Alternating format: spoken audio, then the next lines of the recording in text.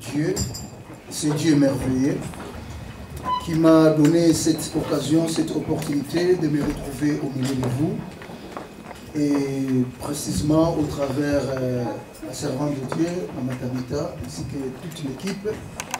Vraiment, je vous suis très très reconnaissant pour cette marque. Je sais que, comme vient de le dire la servante de Dieu, nous sommes que des serviteurs inutiles. Et lorsque nous faisons ce que nous sommes en train de faire, je voulais dire que nous méritons cela, donc nous faisons ce que nous pouvons faire. Et je bénis Dieu pour cela. J'étais avec vous depuis le jeudi, où j'ai suivi le message pour le premier jour au travers de la servante de Dieu, la prophétesse. Et hier également, nous étions bénis au travers l'homme de Dieu, Beauté. Et je pense que je ne vais pas me dérober de tous les versets bibliques et les chapitres qui nous ont été donnés ici depuis les premiers jours. Et moi aussi, je me suis inspiré et je vais tirer mon enseignement durant ces 2 jours au travers de ces 2 versets. Et selon l'amour du Seigneur, je pense qu'après, nous allons essayer de montrer par rapport au tableau qui est devant nous. Nous allons essayer de démontrer, je pense que durant ces 2 jours, les hommes de Dieu nous ont montré par rapport au verset biblique à l'appui comment sera le vènement de notre Seigneur Jésus-Christ. Mais moi, j'essaie un peu de vous le montrer d'une façon eschatologique, donc chronométrique, comment cela se fera. Et je voulais dire au peuple de Dieu que la situation ou ce que nous allons parler tout à l'heure, c'est une situation qui peut sembler utopique. Je dis bien utopique. C'est comme si c'est un rêve, c'est comme si déjà entendu, c'est comme si c'est quelque chose. Non, je ne crois pas, comme l'a dit hier l'homme de Dieu, que c'est depuis plus de 10 ans que j'entends ces mots, Jésus revient bientôt. Alléluia. Est-ce que c'est vrai? Est-ce que c'est une chose qui va se réaliser? Nous allons essayer de le voir. Et à cela, nous allons attirer l'attention de chacun d'entre nous, comprendre, non pas seulement par rapport aux Écritures, mais par rapport à la société que nous vivons. Pourquoi nous vivons ces choses? Qu'est-ce qui va arriver après? Est-ce que, alléluia, alléluia, je veux bien que si tu as quelque chose quoi noter, nous allons commencer à noter pour que nous puissions comprendre certaines choses. Vous savez, nous n'avons pas cette habitude, nous l'église, au jour d'aujourd'hui. Nous n'avons pas cette habitude-là d'écrire. Mais moi j'aime écrire, bien aimé dans le Seigneur. Parce que, comme on dit que les paroles s'en vont, mais les écrits restent. Et si vous lisez même dans la Bible, vous allez voir, même lorsque Daniel, il a vu toutes ces choses, mais l'ange lui a dit, écris ces choses, et laisse que ces choses soient scellées jusqu'au temps de la fin. Parce que ce que je suis en train de te le dire, ce sont des choses qui sont des choses lointaines. Ça, c'est l'ange de l'Éternel qui parlait à Daniel. Après près des années, des centaines d'années passées, des milliers d'années passées, mais au jour d'aujourd'hui, nous commençons petit à petit à toucher le but que Dieu a déterminé selon son calendrier. Amen. Voilà pourquoi, avant de commencer, nous allons demander à l'homme de Dieu, le pasteur Jacob, il va prier pour nous, afin que la parole que nous allons écouter ce soir, et que cet enseignement soit dirigé par Dieu, et que l'homme puisse disparaître totalement, mais que Dieu lui-même puisse parler à son peuple. Père Seigneur éternel, Dieu d'amour et de bonté, tu nous as donné aujourd'hui l'opportunité d'écouter encore ta parole. Béni soit ton Saint-Nom. Oui, Père, nous sommes arrivés au temps de la fin. Et la fin s'approche, comme tu l'as dit dans les Écritures, car nous sommes au 3e jour. 1 an pour toi, Seigneur, ça représente 1000 ans. 1000 ans pour toi, c'est 1 an. Un jour. Seigneur, puisse que cet enseignement que nous allons recevoir aujourd'hui puisse pénétrer profondément dans nos cœurs et fasse son œuvre. Les temps sont très mauvais, l'actualité nous le démontre. Père, nous voulons que tes enfants gardent quelque chose qui leur servira pour se préparer à ton retour qui est imminent. Nous te remercions, Seigneur, parce que ta parole est immuable et ta parole reste toujours la même. Et merci pour tous ces avertissements pour que nous puissions être prêts le jour J. À toi la gloire, à toi la puissance. Amen. Amen. Est-ce que nous pouvons nous mettre debout, s'il vous plaît, par respect à la parole de Dieu? Nous allons prendre l'évangile selon Matthieu, dans son chapitre 24. On nous a donné ça hier encore. Je voudrais que nous puissions répéter certains versets, mais pour là, nous allons prendre qu'un seul verset. Le chapitre 24, verset 37. C'est par rapport au respect à cette parole, qui est la parole de Dieu, que j'ai voulu que nous puissions lire ces versets bibliques, verset 37, verset 38, verset 39. Matthieu chapitre 24, verset 37, 38, 39. Si nous pouvons tous ensemble lire au même moment, je pense que ça sera une bonne chose. Je vais faire un décompte et nous allons lire 3, 2, 1. Ce qui arriva du temps de Noé arrivera de même à l'avènement du Fils de l'homme. Car dans les jours qui précédèrent le déluge, les hommes mangeaient et buvaient, se mariaient et mariaient leurs enfants, jusqu'au jour où Noé entra dans l'arche. Et ils ne se doutèrent de rien, jusqu'à ce que le déluge vienne et les emporte tous. Il en sera de même à l'avènement du Fils de l'homme. Parole de l'Éternel. Est-ce que nous pouvons acclamer la parole?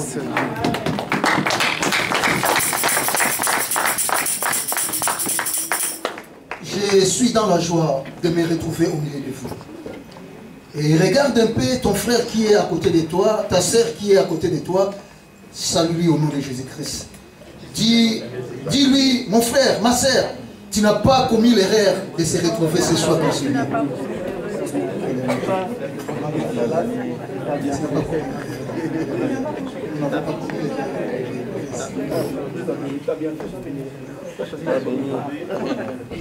Alléluia. Quand Christ était encore sur cette terre, bien-aimé dans le Seigneur, un jour, il a tenu ses propos auprès de ses disciples. Encore hier, nous l'avons écouté ces versets bibliques dans l'évangile selon Jean, dans son chapitre 14. Que vos cœurs ne se troublent point. Alléluia. Que vos cœurs ne se troublent point. Je voudrais vous rassurer une chose.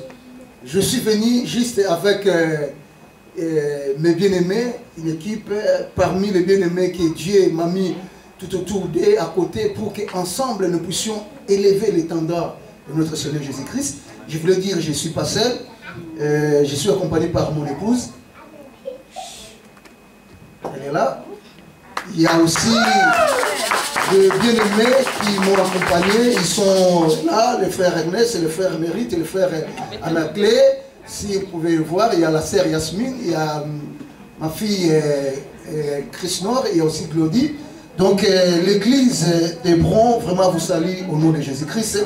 Et nous sommes trop fiers vraiment de nous retrouver au milieu de nous, peuple de Dieu, enfants de Dieu, pour nous préparer pour ces grands jours. Nous venons de lire ces versets bibliques. J'aime bien lire ces versets bibliques.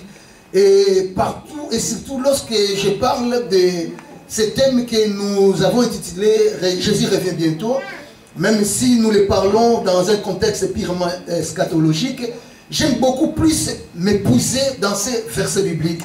Parce que ces versets bibliques nous éclairent et nous montrent les chemins à suivre et surtout nous essayent d'ouvrir les yeux, de nous ouvrir les yeux pour comprendre la portée du message que Dieu veut nous annoncer. Pourquoi est-ce que je donne ces versets bibliques? Il y a beaucoup de gens ne croient pas à l'avènement de notre Seigneur Jésus-Christ. comme quoi est-ce que Jésus va revenir. Et si nous parlons de revenir, Jésus revient bientôt. Quand on dit de revenir, c'est que veut dire que la personne était déjà là. Amen. Amen. Amen. Oui, parce que quand on dit revenir, si je dis, bon, je pars, je reviens, ce qui veut dire que j'étais déjà ensemble avec vous. Amen. Mais Jésus dit, je reviens bientôt. Et la parole de Dieu nous confirme que Jésus revient bientôt. Ce qui veut dire, il était déjà avec nous, mais il est parti. Et c'est pour cela, hier, nous avons écouté la parole de Dieu qui nous dit, Jésus a dit, il faut que je m'en aille. Si je m'en allais pas, le Saint-Esprit ne viendra pas sur vous. Et il faut que je m'en aille pour que je puisse vous préparer des places. Afin que là où moi je serai, vous aussi vous y soyez. Amen. Ça c'est la promesse de Jésus-Christ. Mais quand Jésus était sur cette terre, un jour il s'entretenait avec ses disciples. Et il leur a dit ces paroles que nous venons de lire tout à l'heure. Et je les reprends. Il dit ceci. Ce qui arriva du temps de Noé arrivera de même à l'avènement du Fils de l'homme. Ça veut dire quoi? Ce qui arriva dans le temps de Noé va arriver de même façon, de même manière. Parce qu'il dit, les jours qui précédèrent le déluge, les gens mangeaient, les gens buvaient, les gens mariaient et mariaient aussi leurs enfants. Mais ici, il dit, ce qui arriva dans le temps de Noé, donc avant le déluge, ces jours-là arrivera de même dans le temps du Fils de l'homme. Mais ça ne veut pas dire que dans le temps du Fils de l'homme, il y aura le déluge. Non. Il dit autre chose. Il dit, ça arrivera de même. Ça veut dire quoi? Toutes les choses qui se faisaient à ce temps-là de Noé, ce sont des choses qui vont se répéter avant l'avènement de Jésus-Christ de Nazareth. Alléluia. Ça c'est de un. C'est ce qui veut dire que ce qui arriva dans le temps de Noé va arriver aussi dans le temps du Fils de l'homme. Dans le temps de Noé, les gens mangeaient comme on mange aujourd'hui. Les gens faisaient des fêtes, bien aimés, comme on fait aujourd'hui.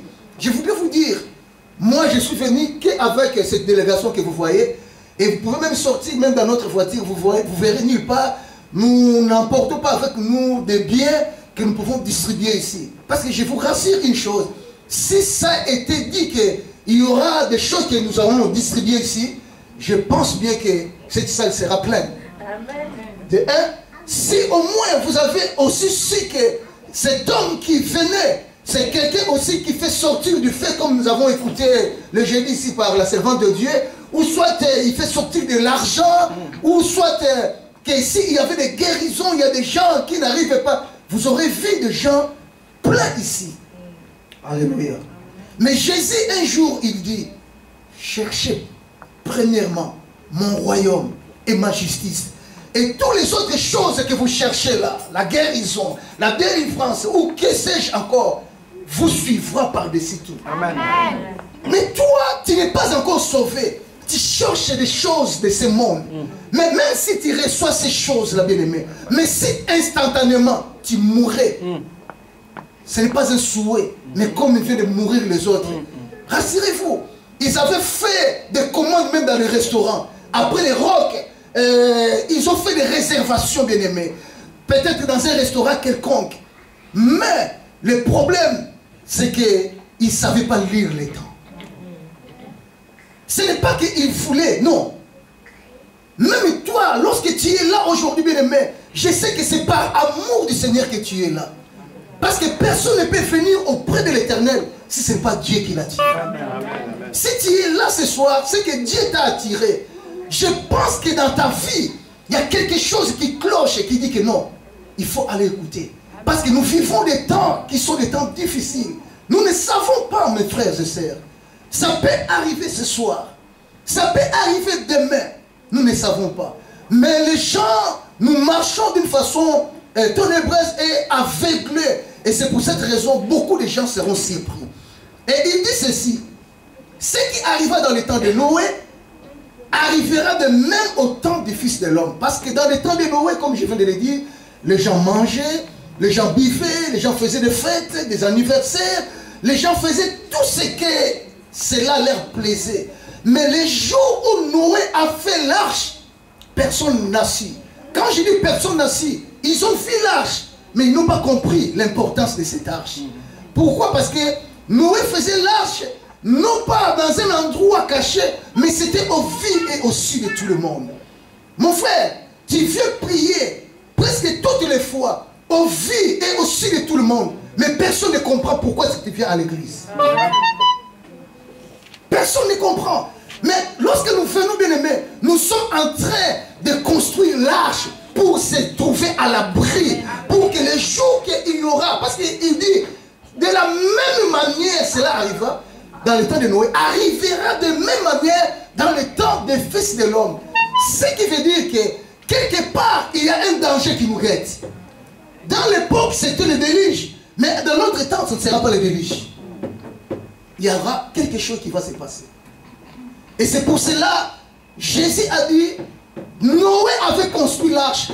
Et c'est seulement après l'arche que Dieu a fait pleuvoir pour que les gens soient exterminés. C'est seulement après que l'arche soit finie et que les gens soient entrés dans l'arche que Dieu a dit, maintenant ça y est, je peux passer à l'action. Je voulais qu'avant que nous puissions continuer, nous allons prendre un verset biblique dans le livre de 1 Thessaloniciens, chapitre 5, verset 9. Rapidement. 1 Thessaloniciens. Je donne ce verset biblique pour que, quand nous allons décoller, vous puissiez comprendre certaines choses. C'est très important. Si nous avons un lecteur au milieu de nous, 1 Thessaloniciens, chapitre 5, verset 9. Je prends ce verset, je l'associe au chapitre 24, verset 37 que nous venons de lire. 1 Thessaloniciens. Si vous pouvez lire, s'il vous plaît, mon frère. J'ai la parole de Dieu au nom de Jésus. Car Dieu ne nous a pas destinés à la colère, mais à la possession du salut par notre Seigneur Jésus-Christ. Amen. Amen. Parce que Dieu ne nous a pas destinés à la colère. Qui? Qui? Qui? Dieu ne nous est pas destiné à la colère. Mais à quoi? Mais à la possession du salut. Dieu ne nous est pas destiné à la colère, mais à la possession du salut par notre Seigneur Jésus-Christ. C'est ce qui veut dire l'arche que Noé avait fait à cette époque-là. Et à l'époque, pour que la colère ne puisse pas s'abattre à tous les gens qui se trouvaient à ce moment-là, Dieu a trouvé à Noé que Noé était un homme juste. Et Dieu s'est résolu, il dit, il faut que je détruise tous les êtres humains. Mais comment ferais-je pour que Noé soit épargné, pour qu'il ne soit pas, ou pour qu'il ne puisse pas subir le même sort que les autres? Dieu a dit à Noé, construis l'arche. Et lorsque Noé a construit l'arche, Dieu a dit à Noé, prends alors tous les animaux de la terre, donc deux par deux, et faites-les entrer dans l'arche. Et Dieu a dit aussi à Noé, prends avec toi la provision des choses qu'on mange et faites-les entrer dans l'arche, afin que vous ne puissiez pas souffrir pendant les temps de déluge. Et c'est ce qui arriva. Mais pourquoi alors Dieu a épargné Noé? Pourquoi alors Dieu a évité, au lieu de faire peut-être quelque chose de miracle, je peux dire que il y a le déluge, et au même moment dans le déluge, Dieu commence à épargner Noé ainsi que toute sa famille. Non, Dieu a voulu mettre Noé à part, afin qu'il ne puisse pas faire quoi? Souffrir selon la colère de Dieu, comme le verset que nous venons de lire. Je le répète, car Dieu ne nous est pas destiné à la colère. Mon frère, Dieu ne nous est pas destiné à la colère. Dieu n'a pas destiné à la colère. Mais tu vivras la colère de Dieu si tu n'obéis pas à la parole de Dieu. Amen, amen. Tout celui, tout seul bien-aimé qui écoute la parole de Dieu et qui ne la met pas en pratique va vivre la colère de Dieu. Amen. Alléluia.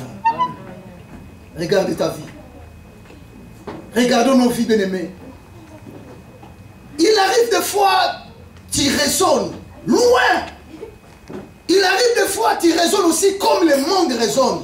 Même moi, peut-être des fois. Le monde dit que Dieu n'existait pas.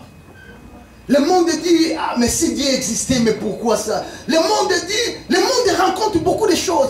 Mais il arrive des fois, moi je me pose des questions. Oui, Dieu, il est où? Dieu, qu'est-ce qui a fait que nous vivons cette situation que nous sommes en train de vivre? Mais je voulais te dire une chose. Nous ne sommes pas des robots. Tu sais, les robots, on les a inculqué une intelligence. Tout ce qu'un robot fait, il l'a reçu auprès de celui qui l'a construit. Amen. Mais nous, nous ne sommes pas des robots. Yes. Nous sommes les êtres créés à l'image de Dieu. Amen. Et Dieu nous a laissé tel que tu es là, la liberté de croire en lui, de ne pas croire en lui. Mais ici, il dit, toi et moi, nous ne sommes pas destinés à la colère. Raison pour laquelle tu es là. Nous sommes en train de construire l'arche de notre manière, toi et moi. Pour que les déluges qui vont s'abattre sur cette terre, toi, tu ne te retrouves pas dedans. Pourquoi il y aura les déluges, mais pas la pluie? Rassure-toi. Parce que l'arc-en-ciel, lorsque nous les voyons sortir tous les jours, c'est pour montrer que Dieu a déjà fait une alliance. Je ne détruirai pas le monde entier par la pluie. Mais il dit, ce qui arriva dans les temps de Noé, arrivera de même dans les temps des fils de l'homme. Et ce qui arriva dans les temps de Sodome et Gomorrhe, arrivera de même dans les temps des fils de l'homme. C'est des exemples. J'ai voulu beaucoup plus vous le dire pour qu'avant que nous puissions entrer dans le détail de ce que nous allons parler, que vous puissiez comprendre que nous, l'arche aujourd'hui, c'est l'église, c'est le corps du Christ. Dieu veut que toi et moi, nous puissions entrer dans cette formation de l'église, corps du Christ. En fait que lorsqu'il va commencer toutes les choses que Jésus-Christ a annoncées, toi et moi, nous ne soyons pas là. Donc c'est pour dire, tout celui ou tout celle qui veut peut-être nous contredire, disant que non, nous allons vivre des grandes tribulations, je te dis c'est faux.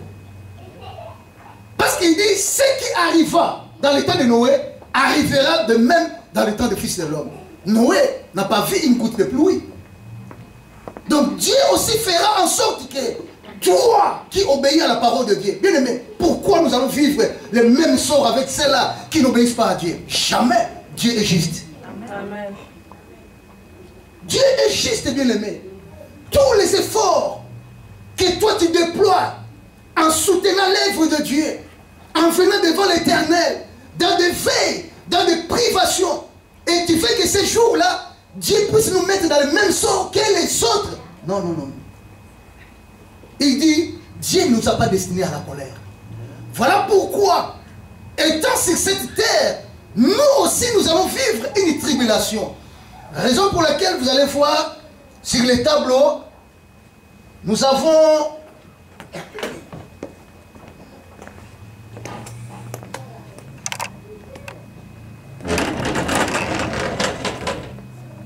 vous allez voir, j'ai mis le point 1 qui est l'apostasie, mais ce point 1 ne correspond pas au point 2. Donc, il y a un intervalle entre le point 1 et le point 2. Donc, ce qui veut dire, nous sommes ici, dans ce point ici, entre 1 et 2. Or, le point 2 par rapport au point 0 est situé entre cette période que nous appelons la période de 2000 ans. Et cette période, nous l'avons aussi baptisée le deuxième jour. Je vais l'expliquer bien